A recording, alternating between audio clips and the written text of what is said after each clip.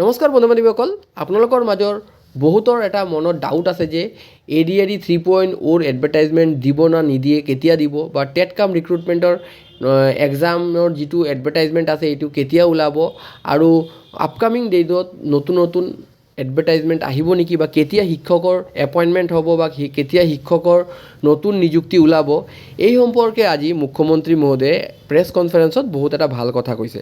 আজি মুখ্যমন্ত্ৰী মহোদয়ে কি কৈছে কথাকেইটা আপোনালোকে শুনিব পাৰিব ভিডিঅ'ৰ আগত, কিন্তু মই কেইটামান কথা ক'ব বিচাৰোঁ ইয়াৰ আগত। যে আজি তেওঁ জনাইছে যে আপকামিং ডেইজত মানে এখন কমিটি গঠন কৰা হৈছে, নতুন নতুন কি ৰিক্ৰুটমেণ্ট ওলাব পাৰে, কোনটো বিভাগত কিমান পদ খালী আছে, আৰু ADREত কিমান নতুন পদ আহিব, আৰু ইয়াৰ লগে লগে শিক্ষকত কিমান পদ আহিব, বা পুলিচত কিমান পদ আহিব, এইবোৰক গোটেইকেইটা মেটাৰক সমীক্ষা কৰাৰ কাৰণে এখন কমিটি বনাইছে, সৰু কমিটি। আৰু সেই সৰু কমিটিয়ে এইটো ডিচাইড কৰি আছে, বা এইটো গণনা কৰি আছে যে কিমান নতুন নতুন ৰিক্ৰুটমেণ্ট, কি নতুন নতুন ৰিক্ৰুটমেণ্ট ওলাব পাৰে গভৰ্ণমেণ্টে। ঠিক আছে, আজি মুখ্যমন্ত্ৰী মহোদয়ে এই কথাটো জনাইছে।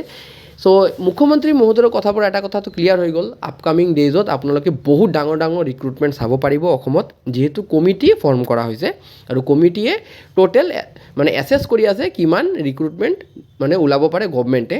চ' আপোনালোকে ADRE 3.0 বহুত ডাঙৰ এটা পদ এটা বা পোষ্ট চাব পাৰিব বিভিন্ন বিভাগত। ইয়াৰ লগে লগে টেট কাম ৰিক্ৰুটমেণ্ট এক্সাম হওক, বা LP আৰু UPৰ মানে এলিমেণ্টাৰী ছেকশ্যনতো নতুন নতুন নিযুক্তি আহিব, আৰু টেট কাম ৰিক্ৰুটমেণ্টৰ এডভাৰটাইজমেণ্ট হওক, বা টেট কাম ৰিক্ৰুটমেণ্ট এক্সামৰ TCR 2.0 যিটো এডভাৰটাইজমেণ্ট হয়, এইটো আপোনালোকে বহুত জল্দি চাব পাৰিব। এতিয়া আপোনালোকে চাই আছে বিভিন্ন অট'নমাছ কাউন্সিলবিলাকত মানে টেট কাম ৰিক্ৰুটমেণ্টৰ কাৰণে এডভাৰটাইজমেণ্ট আহি আছে, আৰু আমি মানে বিলিভ কৰোঁ যে যদি ফেব্ৰুৱাৰীৰ ভিতৰত, যিটো চান্স বহুত কম আছে, মানে নতুন যদি এডভাৰটাইজমেণ্ট নাহে, তেনেহ'লে মানে ইলেকশ্যনৰ পাছত এপ্ৰিলৰ পাছত নতুন নতুন এডভাৰটাইজমেণ্ট আহিব। কিন্তু এইটো আহিব।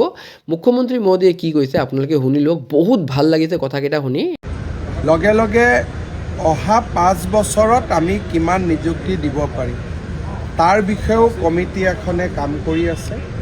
আমি অহা 5 বছৰত কোন বিভাগত কিমান নিযুক্তি কৰিব পাৰিম তাৰো এটা ব্যৱস্থা আমাৰ কেবিনেটত এখন সৰু কমিটি কৰি দিছোঁ, তেওঁলোকে কথা বতৰা চলাই আছে।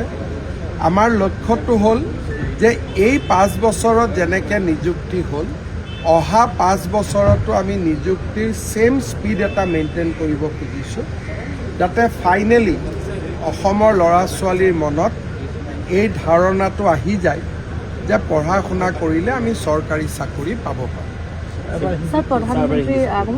মই আজি অলপ আগতে প্ৰধানমন্ত্ৰীৰ আগমন, বাকী গোটেই পলিটিকেল যিমান প্ৰশ্ন মই কৰি আহিছোঁ।